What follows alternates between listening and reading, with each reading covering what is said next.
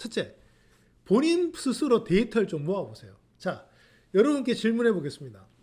현재 여러분들은 내가 데이터를 모은다고 가정했을 때 용량을 몇 테라바이트 정도를 가질 수가 있나요? 몇 테라바이트? 저는 한때는 70테라바이트까지 모았습니다.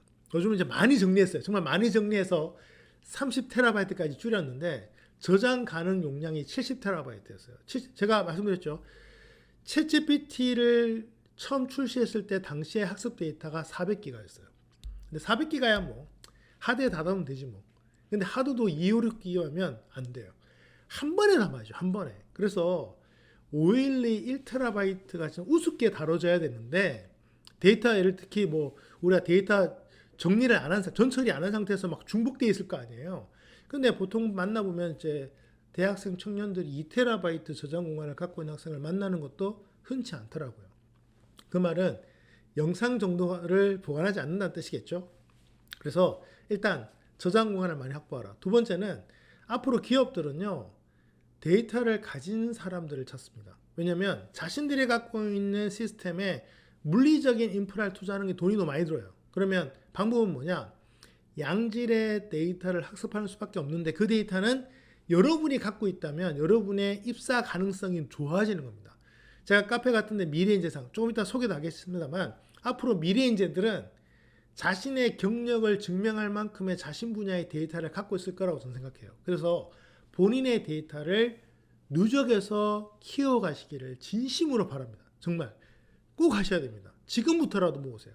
두 번째는 뭐냐면 전공 상관없이요. 데이터 다루는 역량은 이제 필수입니다. 제가 이제 뭐 AI 가르치고 뭐 코딩 가르쳐서 저는 뭐 그 공대도 아닌데 굳이 이런 거 해야 될까요? 묻는다면 맞아요. 필요 없어요. 대신 데이터를 분석하는 것은 다른 문제라는 겁니다. 자, 지금 여러분들이 그 배우는 중학 수학을 한번 예를 들죠. 중학 수학은 다 필수잖아요. 근데 중학 수학을요, 100년 전만 가도요, 수학자들만 하는 수학이었어요. 우리 지금 안 하잖아요. 200년 전에는 세계 탑 오브 탑 수학자, 철학자들만 그 수학을 했어요. 지금은 보편화돼 있잖아요. 그런 걸 볼 때 20년 뒤에도 그 데이터를 정말 전문가들의 영역으로 보십니까? 전 그렇게 보지 않는다는 거예요. 그 점에서 현재 여러분들이 필요한 게 뭐냐면 전공과 상관없이 내 분야의 데이터를 다뤄보자. 자, 예를 들겠습니다. 자, 저는 철학과인데 제가 무슨 데이터를 다루죠? 자, 실제로 여러분 인공지능과 철학을 접목한 연구자들이 있어요. AI와 철학을 논합니다. 정말 대단하죠? 그게 전공과 무관하잖아요. 왜 지금 우리가 데이터라는 것을 자꾸 이공계열의 특별한 기술로 보나요? 이제 작년에 노벨 물리학상, 화학상 전부 다 데이터를 다루는 특히 AI를 다루는 기업들이 받았습니다. 조만간에 이제 이런 게 확산되다 보면 거의 모든 분야에서 혹시 합니까? 노벨 문학상도 AI 관련된 작품이 나올지 누가 알겠어요. 그 점에서는 결국은 여러분이 현장에서 뛸 때 만나게 될 겁니다. 이제 데이터 다루는 것은 분야 상관없구나. 말단에 있는 직원들도 해야겠구나를 아시게 될 거예요. 그래서 반드시 데이터 다루는 역량을 키우려고 노력하십시오. 그러려면 뭐가 필요하냐? 네. 세상을 데이터로 보는 습관을 가지셔야 됩니다. 지금 뭐 좀 세상 시끄럽죠, 우리나라. 네, 슬픈 일입니다만 저는 보면서 그 생각합니다. 저는 2019년부터 그 시중에 나오는 언론사의 통계를 신뢰하지 않습니다. 참고만 합니다. 대신 뭘 하냐? 제가 직접 분석합니다. 말씀드렸죠? 코로나 때도 마찬가지였어요. 뭐 정부 나름의 의지가 있었죠. 다 잡아야 되니까. 문제는 그렇게 해서 백신이 효과가 안 났을 때 피해를 누가 다 감수해야 돼요? 정부가요? 아니잖아요. 내가 감수해야죠. 실제로 그 당시에 수많은 교육기업들이 무너졌습니다. 교육기업만 무너졌어요. 당시에 그 공연하는 사람들의 식당 어마무시하게 무너졌습니다. 저는 맛집 데이터도 한 100여 개 갖고 있는데 막상 지금 가보면 사라진 기업들 되게 많아요. 왜 그랬을까요? 만일 코로나가 2년간, 3년간 갈 거라고 미리 얘기를 했으면 휴업하고 딴 거 하면 버텼어요. 문제는 언제 끝날지 모르는 상태로 갔다는 거죠. 그런데 데이터는 거짓말을 하지 않습니다. 그래서 당시에 저도 백신을 믿고 싶지만 당장 내가 버틸 수가 없으니까 과연 내가 올해 2021년 9월에 그래 올겨울을 지나고 나면 2022년부터는 다시 옛날 사업을 할 수 있을 거야 라고 한다면 저는 사업을 바꿀 이유가 없죠. 그런데 당시 데이터 결과가 뭐로 나왔어요? 아니었다는 거예요. 그래서 적어도 2021년에는 안 잡힌다. 그렇다면 나는 더 이상 못 버티니까요. 그래서 저는 이제 온라인으로 전환을 한 거죠. 그리고 또 불가피하게 오프라인으로 가야 된다면 뭐 코로나가 활성화되면 뭘 합니까? 기본적으로 이제 전부 다 뭐 교육 중단이잖아요. 그래서 제가 계약을 할 때 어떻게 하냐면 오프라인 의뢰가 들어오면 무조건 합시다. 만일 확진자가 생기면 수업을 바로 비대면으로 제가 전환할 테니 취소하지 말아달라는 합의를 보고 시작을 했어요. 저는 일단 촬영 장비가 많았기 때문에 지금도 제가 웬만한 스튜디오급의 장비를 갖고 다닙니다. 그래서 바로 그 자리에서 방송국을 세팅하는 거예요. 그렇게 해서 제공할 수 있었습니다. 전제가 뭐였어요? 코로나가 안 잡힐 수 있다는 걸 제가 알았기 때문에 가능했던 거죠. 그런 점에서는 전 여러분들도 데이터로 세상을 보는 습관을 가지셨으면 좋겠습니다. 간단해요. 우리가 너무 복잡하게 생각하지 마시고 네이버 데이터랩이나 구글 트렌드라는 사이트에 들어가셔서 키워드만 여러분들이 넣으셔도 실제 사람들의 관심사들을 볼 수 있어요.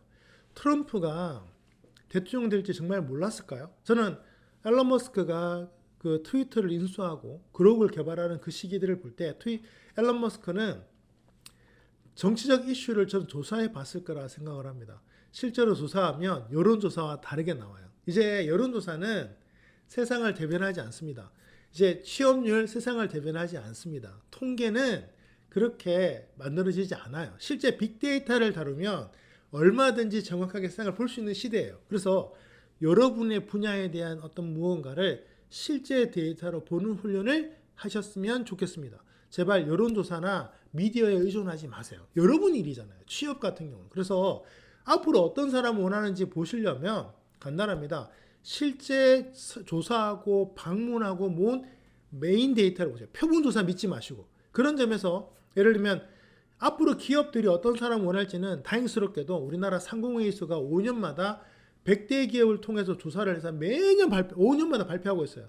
들어가 보시면 2024년도인가 3년도에 발표 자료가 있어요. 그러면 적어도 앞으로 5년간 기업들이 원하는 인재상을 볼 수 있어요. 전수조사한 거잖아요. 이런 걸 보시라는 거죠. 그래서 미디어에 편향된 데이터에 너무 신뢰해서 거기에 맞춰서 여러분 인생을 설계하지 않았으면 좋겠습니다. 그래서 뭐가 필요해요? 데이터를 다루는 역량이 필요하다는 거죠. 그러기 위해서는 파이썬은 좀 배워두시면 좋겠습니다. 왜냐하면 챗GPT로 사실 시각화도 가능하고 데이터 분석이 얼추 가능한 건 맞습니다. 다만 챗GPT에 문제가 있어요. 특히 보안, 심각합니다. 예를 하나 알려드릴게요. 삼성전자에서 있었던 일입니다. 뭐 신문 기사로도 한 2번 났었는데요. 챗GPT 초기에 이제 사람들이 신기하잖아요. 삼성전자 내부에서만 사용하는 코드가 있었답니다. 뭐 A급 보안은 아니고 한 B급 보안급이었대요. 그래도 외부에 나가면 안 됩니다. 근데 이제 이걸 전 직원들이 쓰다 보니 직원들 중에 일부가 이 코드를 챗GPT에게 학습을 시킨 거죠. 문제는 챗GPT가요. 웹 버전은 사용자 데이터를 학습을 해요. 자기들 데이터에 적용을 합니다.